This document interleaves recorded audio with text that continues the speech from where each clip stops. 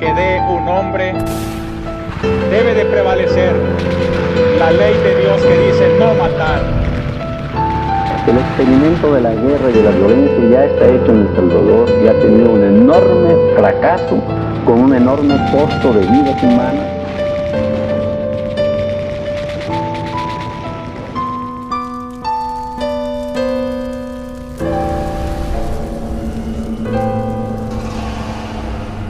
Bienvenidos a Memoria de Vida.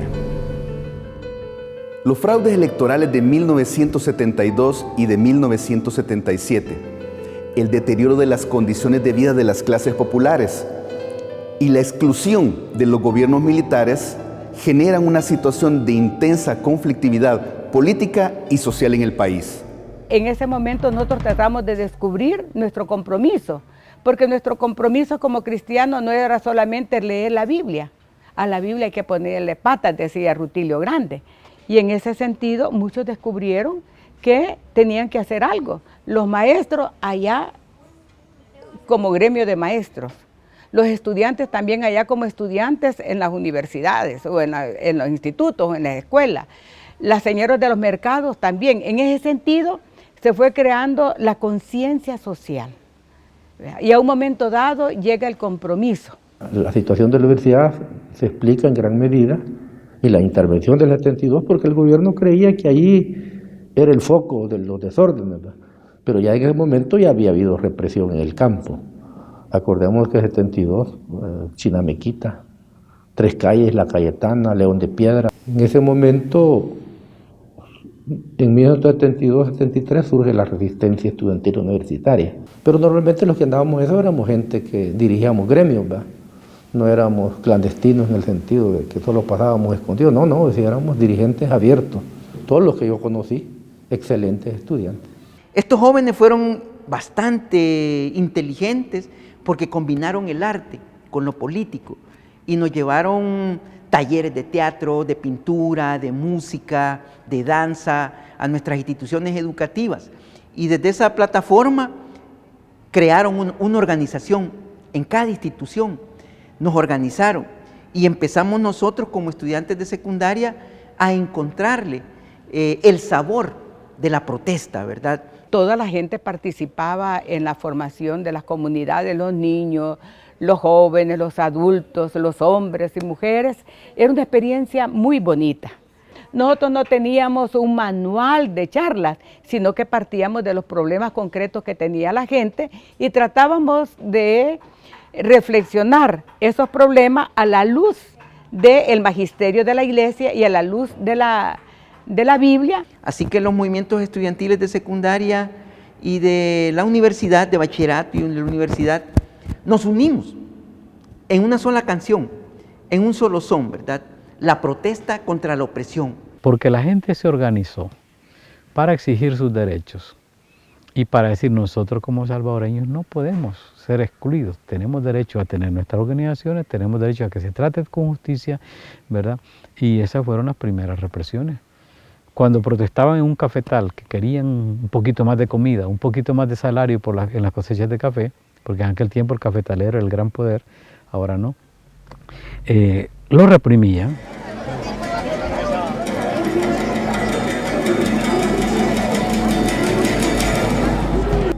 Esta progresiva confrontación cambia a partir de los sucesos del 31 de julio de 1975. El clima pues, de la universidad y del país era un clima proclive a las marchas y a las protestas. En la fiesta Julia de Santana pues, salió un desfile bufo, que era una tradición estudiantil. Donde participaban pues nuestros compañeros estudiantes y estudiantes. Ahí llegaron a medianoche y en horas de la madrugada, guardias nacionales, policías y ejército a interrumpir dentro del campus universitario y a desbaratar todo el trabajo que se había hecho con mantas alusivas a lo que eran las críticas que lógicamente teníamos en contra de un régimen militar. La respuesta fue inmediata. Aquí en San Salvador, salir en manifestación a protestar en contra de esa represión que había habido en Santana.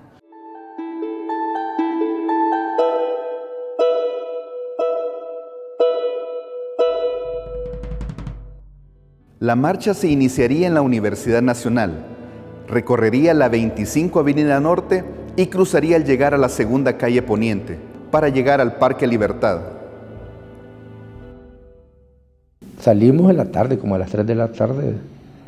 De ahí hicimos una concentración, una asamblea dentro de la universidad y de ahí marchamos. El gobierno planifica pues una masacre, fue una emboscada. A la altura del Hospital Rosales se ubica la Guardia Nacional con tanquetas, los antimotines en el costado poniente de la segunda calle, y al costado oriente de esta misma calle les espera la Policía de Hacienda con tanquetas. Por la diagonal universitaria se ubican más antimotines y tanquetas para taponar la marcha desde la retaguardia.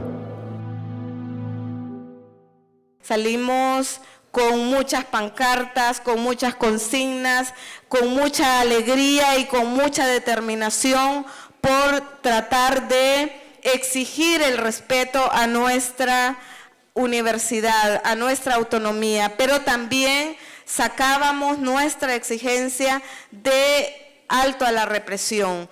Cuando llegamos por la ex embajada de los Estados Unidos, sobrevolaron aviones de la Fuerza Aérea, ¿verdad? Y lógicamente eso, pues en lugar de amedrentarnos, nos hacía gritar más, ¿verdad? Más fuerte. Cuando estaba la cabeza de la marcha a la altura del externado San José, asomaron las tanquetas que venían del Hospital Rosales. Dijimos, bueno, siempre vamos a tratar de evitar la confrontación. Nosotros no íbamos en una marcha armada. Y cuando la cabeza de la marcha se desvía para tomar el paso a desnivel, para pasar enfrente al Hospital del Seguro Social, logramos como apiñarnos más. La gente pues corrió, algunas de las personas que iban al frente de la marcha lograron pasar, pero en ese momento se nos cortó el paso con policías antimotines, que inmediatamente empezaron a disparar sus armas de fuego, cayendo pues las primeras víctimas lesionadas o asesinadas. Cuando comenzó la represión, quienes la sintieron verdaderamente fuerte fueron los estudiantes universitarios, que eran los que iban digamos, en la cabeza de lo que era la manifestación. Nosotros íbamos como de segunda. Yo iba en medio de la marcha, iba con un megáfono ahí, cuando de repente llegó Carlos Fonseca. Entonces me dijo, mira, ¿sabes qué pasaré atrás? Me dijo, se siente como que nos vienen así, empujando, ¿eh? Préstame el megáfono, me dijo. Se lo dije. Entonces me dijo, andate adelante, mejor. Entonces me fui adelante. Yo creo que eso me salvó, porque a Carlos Fonseca fue realmente los que andaban con los megáfonos, y a ellos fueron los que capturaron, los desaparecieron. Cuando los compañeros trataban de llamar a la calma a quienes estaban desesperados, ¿verdad? Y queriendo escapar, los policías vestidos de civil también dispararon entre las filas de la marcha, ¿verdad?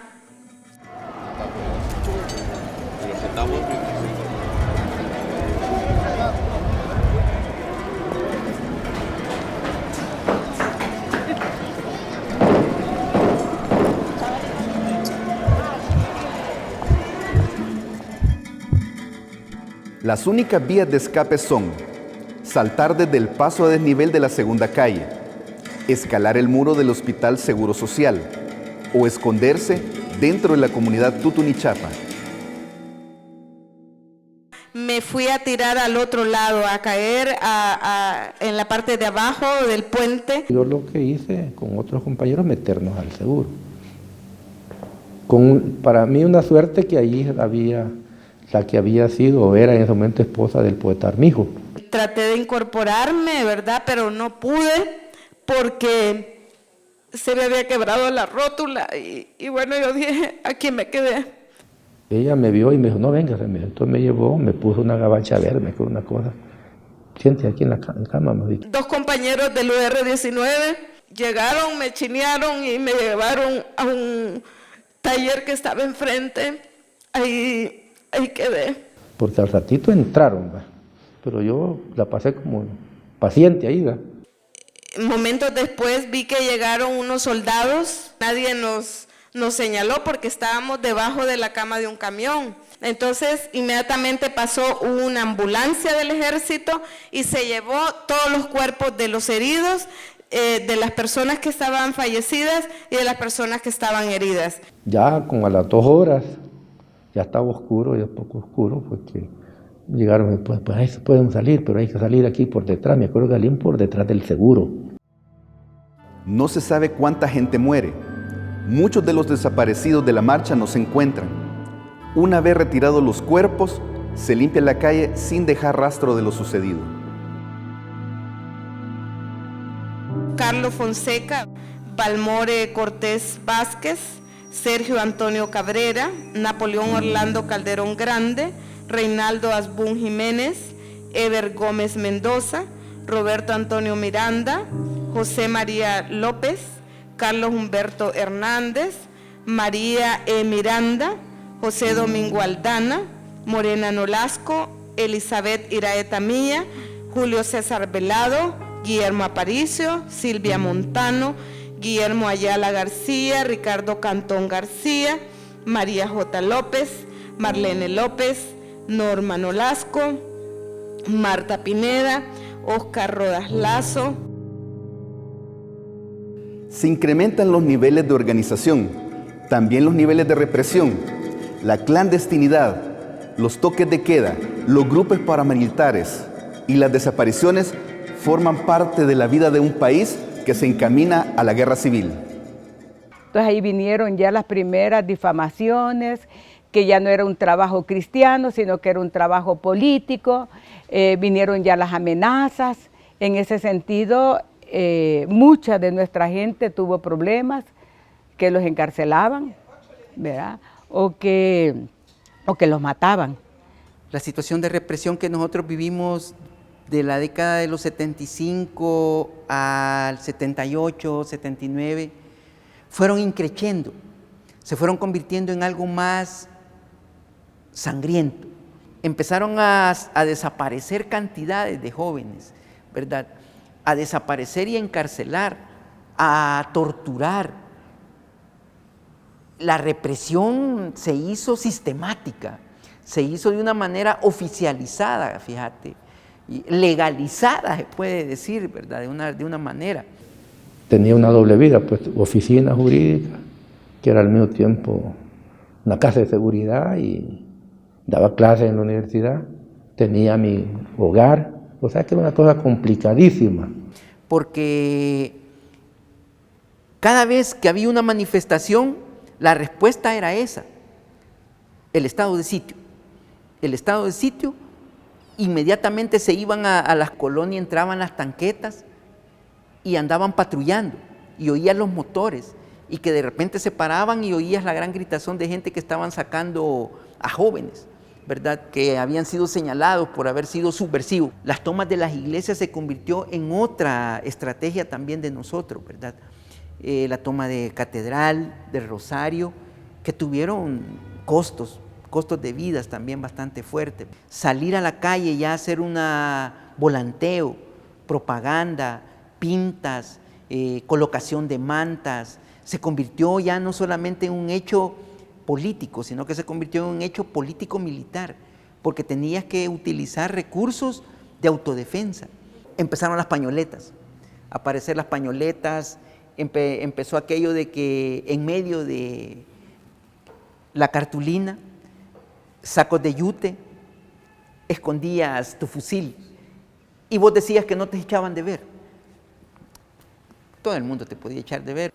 En medio de la escalada de confrontación, Monseñor Romero es nombrado arzobispo de San Salvador, visto con recelo por la Iglesia Católica más progresista.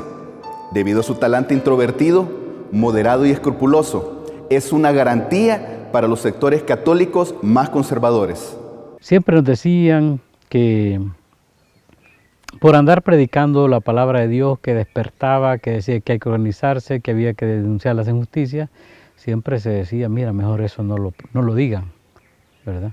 Entonces, ese era el tipo de de persecución que había, querían evitar que la iglesia despertara al campesinado. A partir de ahí, fíjate, toda esa represión generó una convulsión de estallido, ¿verdad?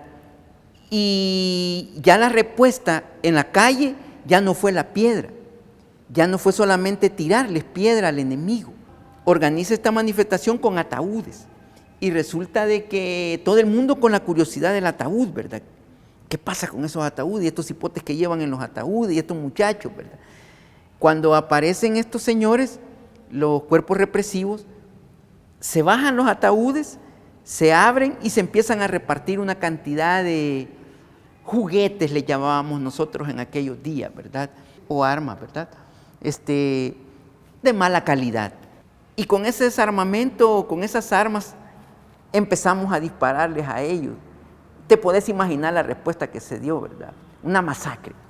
Una cantidad de compañeros estudiantes de secundaria y de bachillerato asesinados, pues masacrados. Estábamos conscientes de que ese señor ministro de Defensa, que nos había instruido también, que estaba consciente de que nosotros fuéramos buenos oficiales, hoy ya en su posición de presidente, él no estaba haciendo las cosas como nos había manifestado antes. Ese era el punto clave. Yo sabía que existía, que se estaba organizando un golpe de Estado, pero a mí no me habían llamado, nadie me había llamado. Ya en el dormitorio me plantearon eso. Miren, me dijo, estamos haciendo un golpe de Estado, bla, bla, bla, bla. La primera pregunta es, ¿quién es el director de este? Y ellos me dijeron, Coronel Gutiérrez, ¿verdad? Y en ese rancho, mi coronel Gutiérrez, que era coronel, pues, me presentó. Entonces brevemente les hice un diseño ahí, mire, estaba una pizarra ahí. El diseño que yo pienso es este y este. Y no va a haber derramamiento de sangre, le digo. Después de esas reuniones, a mí Gutiérrez me dijo, mire Ramos, me dijo, yo quiero que usted vaya a hablar con Monseñor Romero. Ahí yo le doy fe de que yo fui donde Monseñor Romero a hablar con él, a pedirle a él el aval para ese golpe de Estado. Monseñor Romero destaca este encuentro en su diario espiritual. En el próximo capítulo descubriremos el contenido de la reunión. Esto es Memoria de Vida.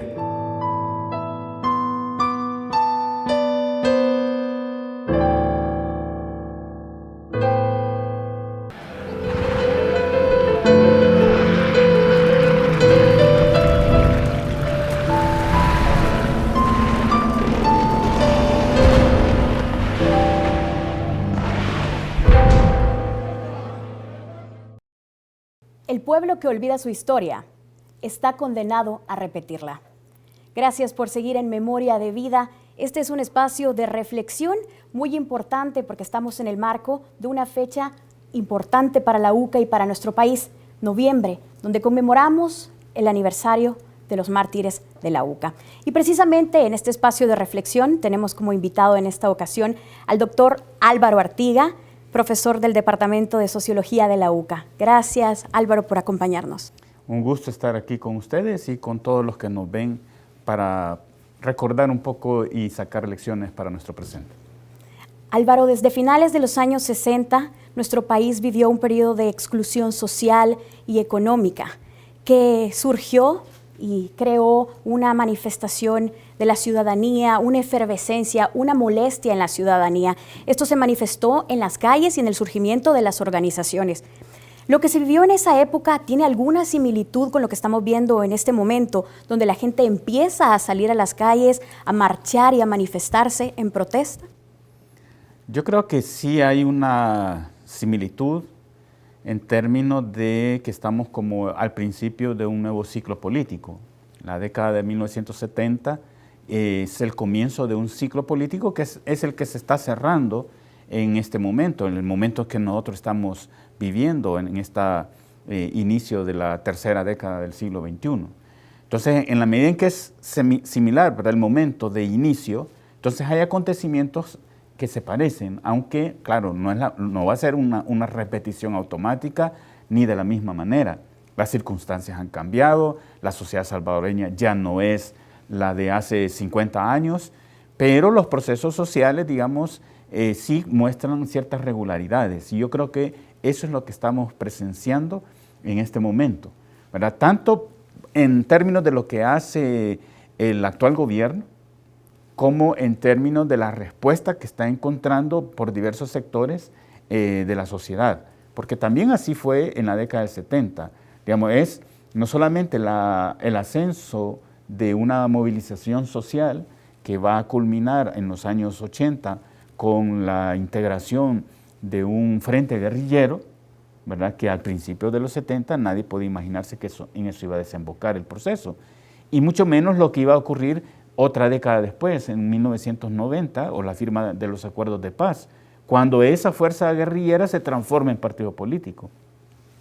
Pero a la par de la fuerza guerrillera también fue surgiendo, digamos, su contraparte en aquel entonces, digamos, las organizaciones que después dieron origen al Partido Arena, ¿verdad? Los escuadrones de la muerte, por ejemplo, o grupos asociados con la oligarquía, con los terratenientes, ¿verdad? También son los que se van movilizando y adquieren protagonismo en la década de los 80. Entonces, ahora tenemos un proceso similar, ¿verdad? Digamos, hay el surgimiento del partido Nuevas Ideas, ¿verdad?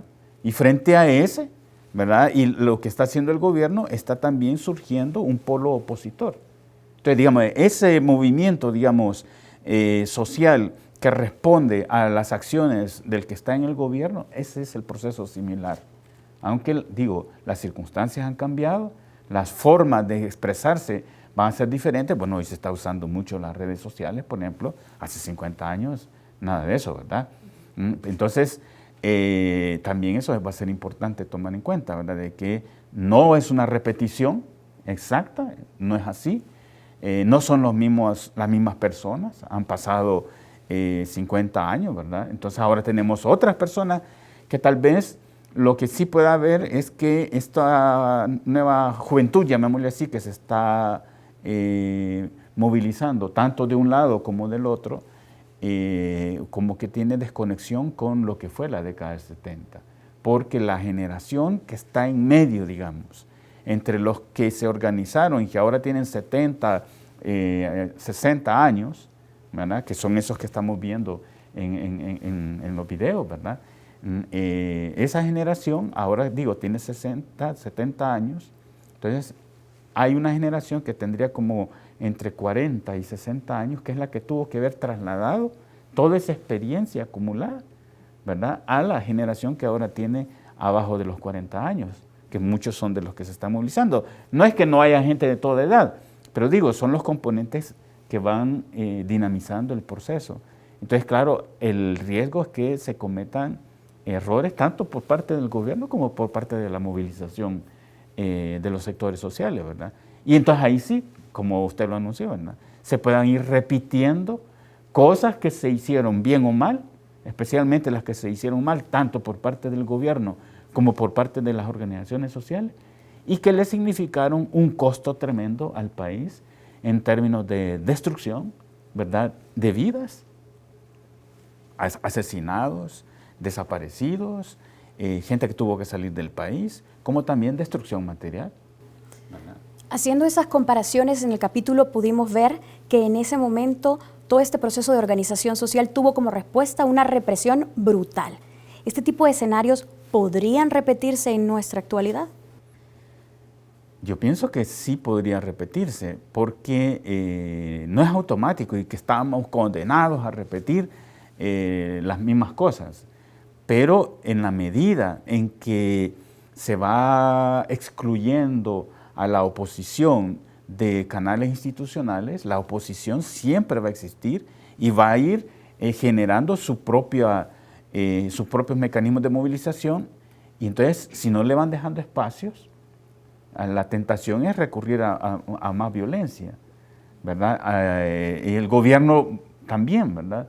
Ahí estamos viendo que se están aprobando una legislación parecida, ¿verdad?, a la que en la década del 70 era la ley de mantenimiento del orden público, que criminalizaba todo reclamo social que se hiciera por vías no institucionales, ¿verdad? Ya fueran manifestaciones, fuera reparto de propaganda, fuera cualquier manifestación que era considerada como un acto subversivo, ¿verdad? Entonces, ante eso viene también la creatividad, se va innovando en la forma de lucha, como lo veíamos ahí en el video, ¿verdad? Como se habla de, y aparecieron las pañoletas, y aparece esa manifestación con el ataúd. O sea, la gente va creando, pues no es que lo que hace el gobierno ya le impide, ¿verdad? Y ese es el problema, ¿verdad? Que se va entrando en una espiral de violencia, ¿verdad? Y en esa medida es que la represión, el uso de tanquetas, ¿verdad? En aquella época pueda repetirse, ¿verdad? Tal vez ahora se comience con agua para dispersar una concentración, por ejemplo, ¿verdad? Como vemos en otros países, ¿verdad? Que son formas de respuesta del gobierno cuando quiere deshacer una protesta.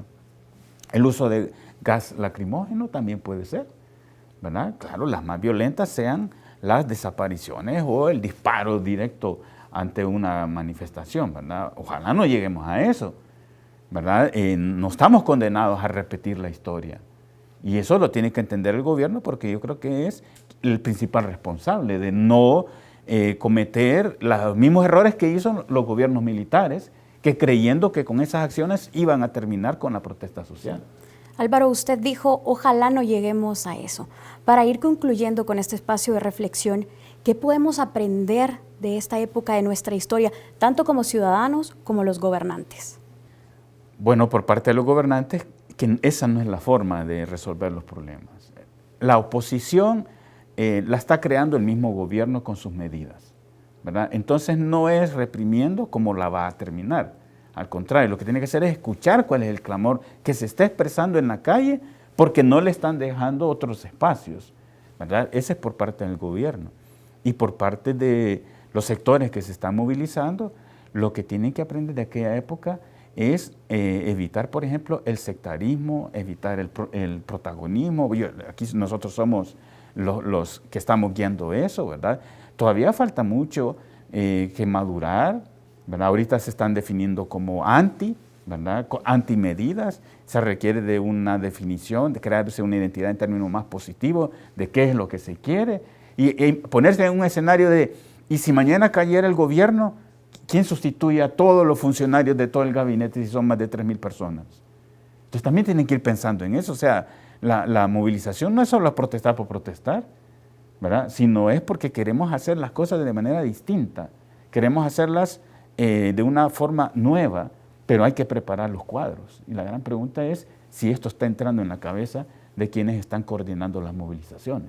Porque si solo es la respuesta, si digamos así, contraria a lo que está haciendo el gobierno, ¿y qué pasa entonces si o cae el gobierno, de acá entre comillas, porque puede caer en las elecciones, digamos, de 2024, o el gobierno termina decidiendo, como a veces ocurre, ¿verdad?, que termina no haciendo la gran bulla, pero cambiando cosas que se le han señalado, ¿verdad? Y entonces, frente a eso, ¿cuál va a ser la estrategia, digamos, de un polo opositor que es tan diverso, ¿verdad? Que lo que les une, y yo creo que ahí tienen que aprender de las experiencias en Venezuela, de la oposición en Venezuela, de la oposición en Nicaragua, que cuando es tan plural, tan diversa, el problema es justamente cómo consolidar algo frente a la fuerza que tiene el gobierno de turno. Bueno, doctor, se nos ha acabado el tiempo. Lamentablemente le agradecemos mucho por haber compartido su análisis con nosotros en este espacio. Bueno, pues será en una próxima ocasión en la que seguiremos hablando de estas cosas que son tan importantes para nuestro país. Y a usted, muchísimas gracias por habernos sintonizado. No se pierda el próximo episodio a través del canal de YouTube de Audiovisuales de la UCA y por supuesto a través de la señal de TVX los lunes de noviembre a las 7:30 de la noche. Nos vemos en el próximo episodio.